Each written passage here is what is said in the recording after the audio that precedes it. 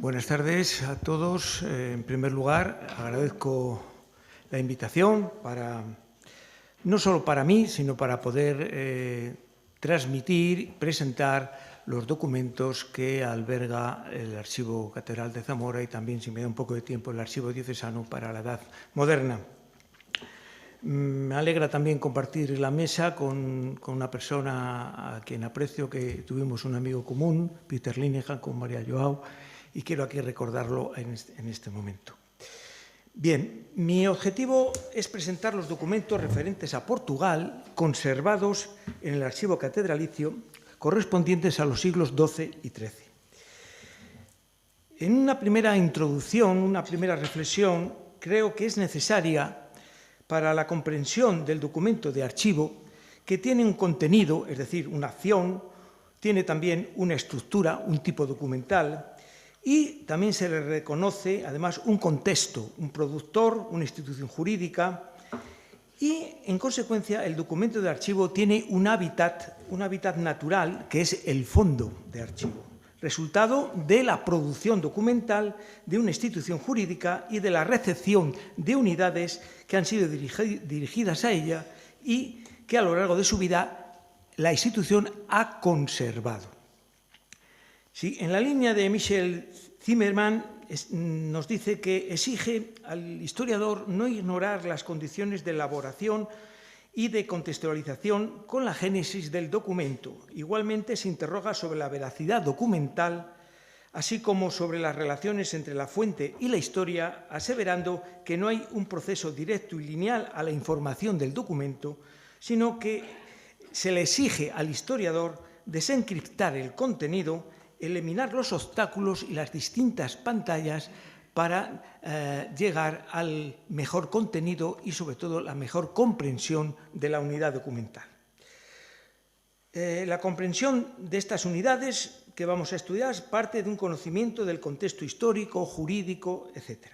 Podemos clasificar la información custodiada en los archivos de la Catedral y Diocesano en la temática que nos ocupa en dos tipos. Por un lado, títulos que toda institución conserva, títulos de jurisdicción, de donación de heredades y de villas, y también procesos judiciales, como la sentencia de los jueces Sancho II en el pleito entre Sancho II y el obispo de Lisboa.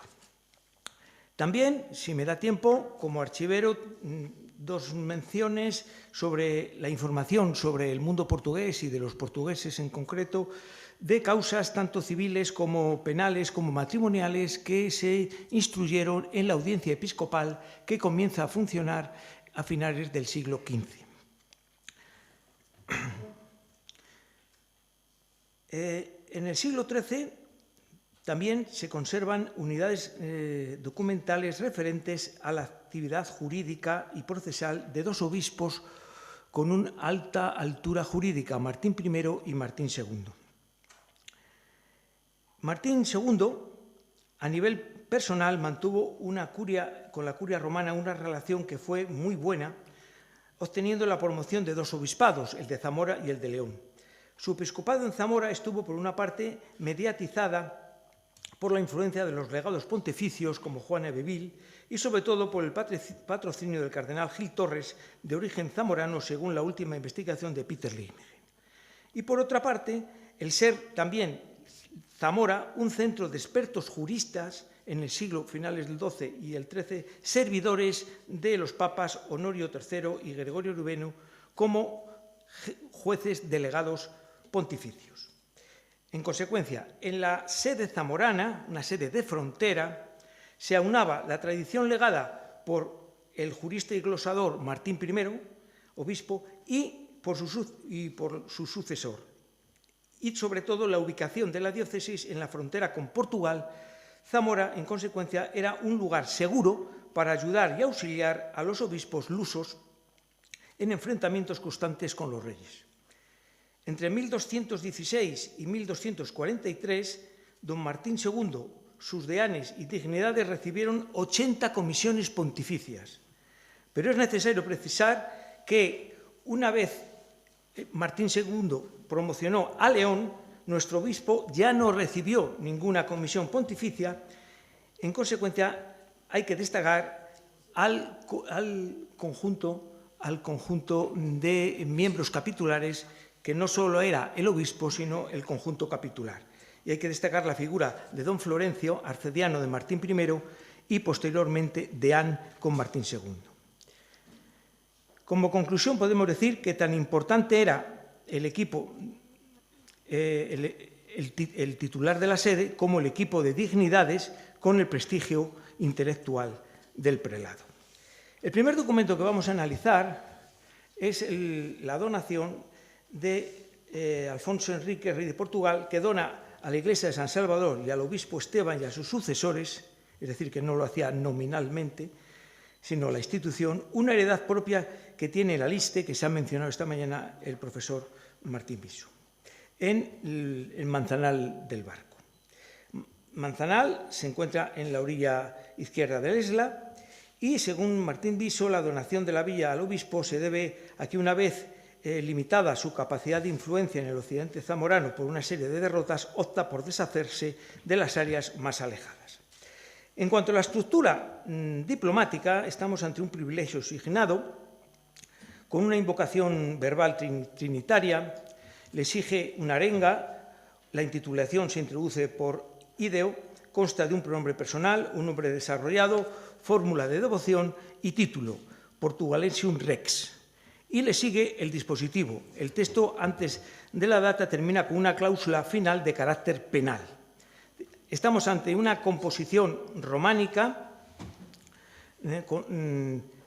Facere Cartam, en la que incluye la calificación del contrato estructurado como scriptura firmitatis. Dice literal, facio testamentum et scripturam firmitudinis de hereditate mea propia. Como elementos de validación tenemos en primer lugar la suscripción del otorgante ego predictus Alfonsus Portugalis Rex an cartam quam fieri iusi coram testibus roboro et confirmo, en que, analizándola, estamos ante una suscripción objetiva, no autógrafa, pero condensa una declaración de intervención directa, tanto en la iusio como en la firma y confirmación en presencia de los testigos. Entre las suscripciones debemos resaltar las de su hijo como rey y su hija, la reina Teresa. El signum regis aparece cuartelado con los nombres del rey otorgante y su hijo, ambos como reyes. En la escritura estamos ante una escritura carolina gotizada.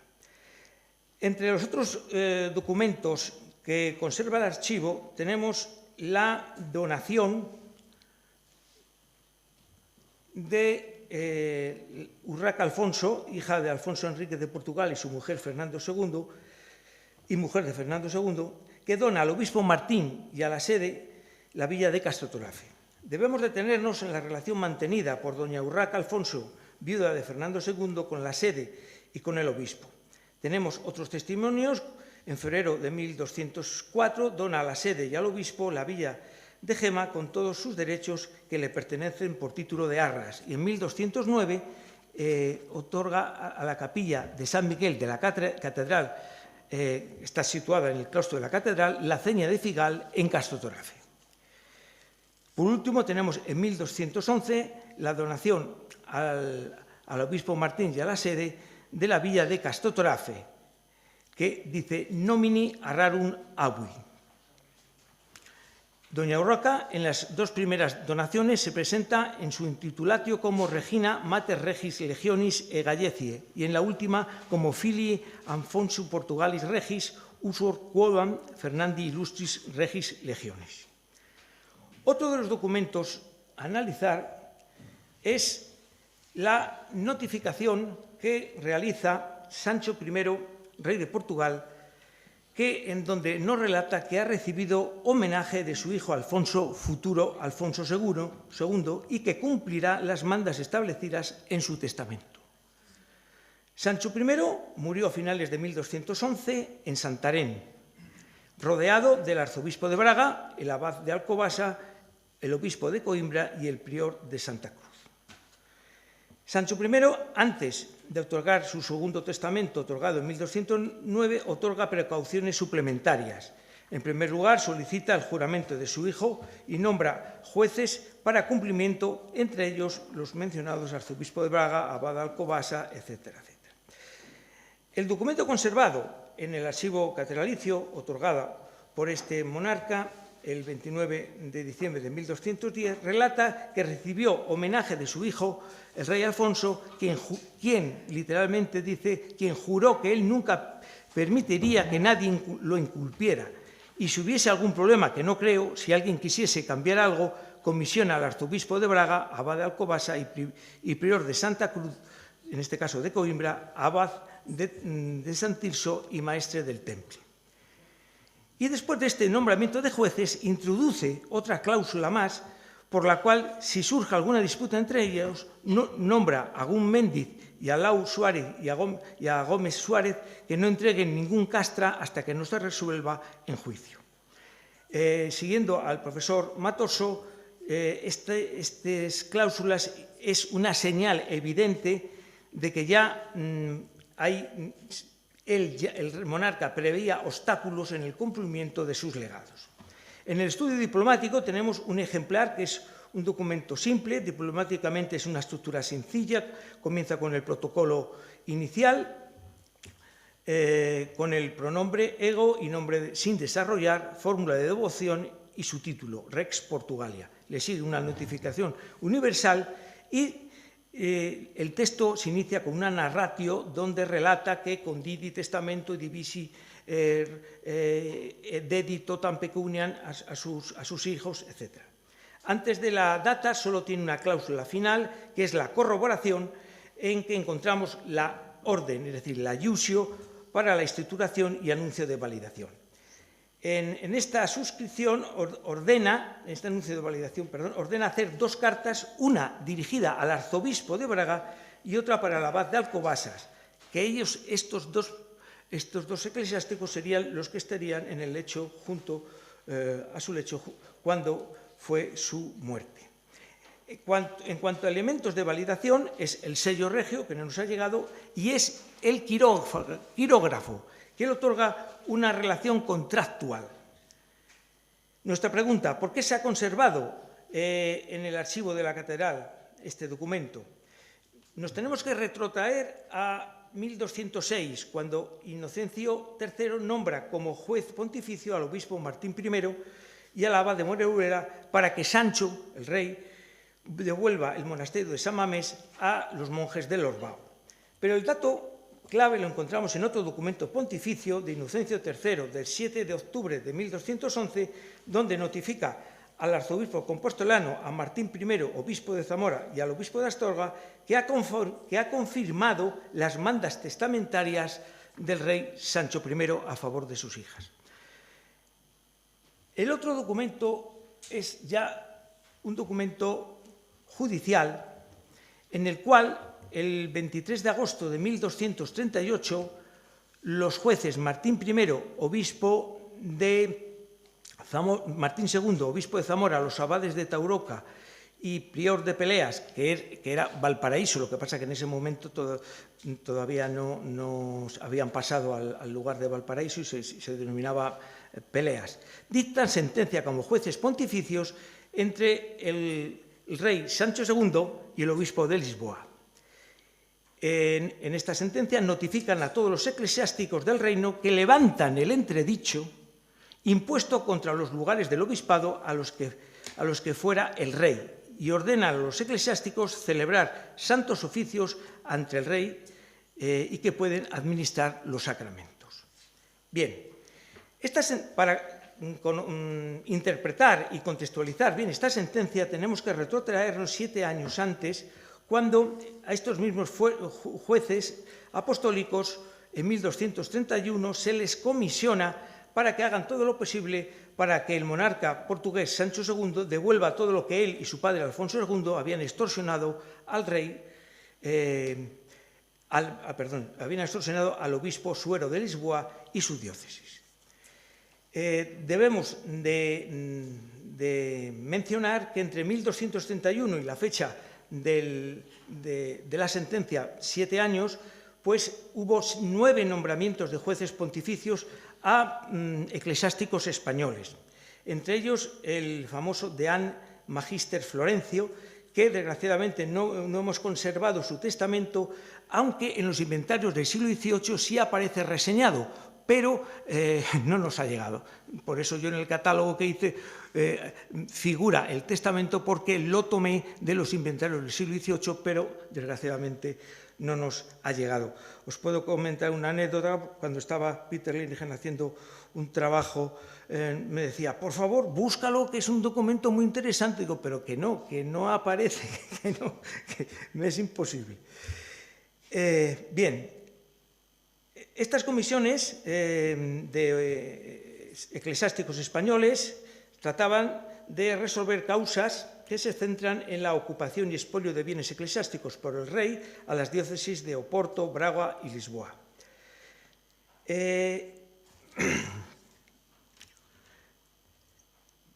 Según el profesor Matoso, durante este periodo se asiste a una difícil conciliación de la jurisdicción regia con la eclesiástica. A pesar de la violencia de algunas acusaciones de Inocencio III contra Sancho I e Alfonso II, sobre todo las de Honorio III y Gregorio IX contra Sancho, al final, según él nos sostiene, no llega a verificarse propiamente un conflicto institucional entre el monarca y el clero. En todo este proceso, antes de la sentencia, el monarca Sancho II es comulgado y el obispo de Salamanca dicta pena de entredicho contra él. Antes de la sentencia que vamos a estudiar, tenemos también constancia de que estos mismos jueces intervienen actúan en las actas de los interrogatorios de testigos, que se conserva también en el archivo, entre el pleito entre el obispo de Lisboa en la causa con Sancho II sobre el derecho de patronato y presentación de los clérigos de las iglesias de Ouren y Olival. Este documento está transcrito por José Luis Martín Rodríguez en su momento. En cuanto a la estructura diplomática de este documento, se inicia con una dirección a los eclesiásticos, in regno Portugalie, le sigue la intitulación con los nombres de los jueces, abreviados, con su título y fórmula de devoción. Solo la fórmula de devoción se la reserva el obispo, y termina con un saludo solemne. Saluten in Domino Jesu Cristo. Le siguen la narratio, donde nos da noticia del nombramiento como jueces y causa entre el rey Sancho II y el fallecido obispo de Lisboa. Pero hay una información clave, y es que estos jueces nos informan que el Cabildo de Lisboa les ha suplicado por carta que levanten el entredicho, porque el rey Sancho II ha mostrado buena disposición para resarcir los males provocados. En el dispositivo, ante las preces del Cabildo de Lisboa, levanten el entredicho durante un año, de Navidad a Navidad, reservándose el derecho a prorrogar o reducir el plazo. No hay cláusulas finales y los elementos de validación solo son los sellos de los jueces, que desgraciadamente no nos han llegado, y el problema que tenía el prior, que como estaba en delegación de su abad, dice, no sella, pero realiza una suscripción en la cual equia ego dictus priori monasteri sigillum proprium non habeo appositionem sigillorum concedo y apruebo. En este íter de la actuación de la Santa Sede contra Sancho II, llegamos a esta sentencia donde se levanta temporalmente el entredicho a petición de la diócesis agraviada. A 2 días de la data de esta sentencia, conocemos una solicitud del rey Sancho II al obispo de Salamanca y al deán de Zamora para pedirles la absolución del entredicho. Voy terminando. A grandes rasgos les indico un cuadro de organización de fondos del archivo diocesano. porque el Archivo Diocesano es un grupo de fondos donde tenemos todos los fondos generados por instituciones diocesanas vinculadas al obispo. Y, por otra parte, tenemos las parroquias donde, en este cuadro de clasificación, tenemos el cuadro de clasificación es una estructura intelectual para comprender mejor los documentos que una institución ha generado. Tenemos la actividad sacramental, pastoral, administración y fondos e instituciones parroquiales ajenas a la misma. Entre las series que encontramos portugueses están en las parroquias de Aliste y Sayago, limítrofes con Portugal. Tenemos muchos casamientos entre portugueses, portugueses, españolas, etc. Por último, y me sujeto al tiempo, quiero mencionar, aunque estamos lejos del siglo XII, pero es importante, como archivero, también dar noticia y abrir vías de investigación. En cuanto a la Edad Moderna, tenemos una institución diocesana que es un órgano que es la Audiencia Episcopal. El obispo tenía un tribunal donde él ejercía, el provisor ejercía las funciones del obispo a la hora del conocimiento tanto de causas civiles como criminales, como penales, matrimoniales, decimales, etc. Y aquí tengo simplemente 3 ejemplos de distintas causas que aparecen en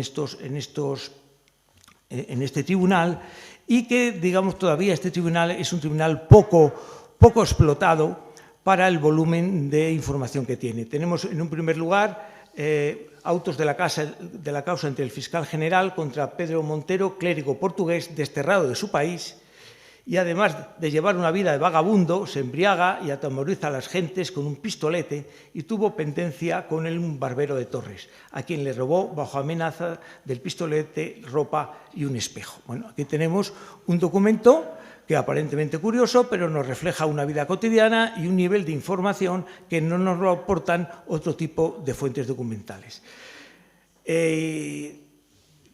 No solo había clérigos díscolos en Portugal, sino que también los había en España. Doy una de cal y otra de arena para autos de oficio del vicario general y juez ordinario de las vicarías de Alba de Aliste contra Andrés Manzana, cura de Fonfría, acusado de colaborar con los portugueses en tiempo de guerra. Estamos hablando de 1709. La querella contra el cura fue de disidencia, porque el párroco les proveía desde Castilla con caballos, monedas, armas, guardándolas en su propia casa para después dárselo al reino enemigo. No hay fallo, simplemente se instruyen unos autos. Y por último tenemos los temas matrimoniales, las causas matrimoniales, unos autos de demanda de incumplimiento de esponsales puesta por María Álvarez, soltera, contra Manuel Machado, ambos de nacionalidad portuguesa, residentes en Casaseca de las Llanas de Campeán, por haber huido del pueblo. El que huyó fue el que prometió los esponsales. Les comento brevemente, los esponsales eran, digamos, una promesa de que un joven hacía a su novia, por así decirlo, de que se iba a casar. El problema es que había muchos jóvenes que daban muchas promesas de muchos esponsales a distintas. Cuando se llegaba al momento del matrimonio, obviamente las que habían recibido esponsales lo demandaban. Y simplemente al final obtienen la provisión y licencia para casarse. Bueno, hasta aquí llego. He intentado, por un lado, analizar los testimonios documentales que conserva el archivo. He intentado también encuadrarlos en su contexto y, por último, he dado también información en un ámbito cronológico mucho más lejano, pero que también les sirve como historiadores para posibles investigaciones. Muchas gracias por su atención.